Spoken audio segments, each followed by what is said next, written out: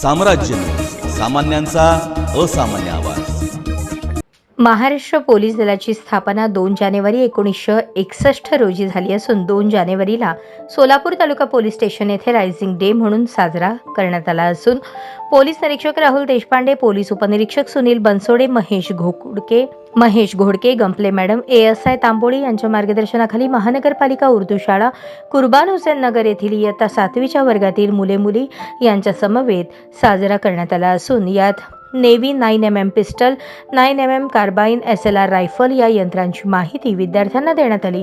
Police उपनिरीक्षक सुनील बनसोडे यांनी विद्यार्थ्यांना मार्गदर्शन केले। पोलीस स्टेशनचे कामकाज कसे चालते, ठाणे अंमलदाराचे काम काय, गोपनीय शाखा, पासपोर्ट विभाग, fingerprint, photo, lockup, dog squad आदींबाबतची माहिती देण्यात आली। तसेच 112 या संपर्क क्रमांकाची माहिती देण्यात आली।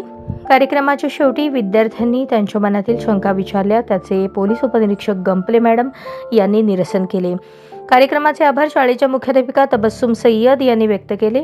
कार्यक्रमासाठी मुख्याध्यापिका तबस्सुम सय्यद, शिक्षिका मलेका तांबोळी, तालुका पोलीस ठाण्याचे पोलीस कर्मचारी आदी उपस्थित होते।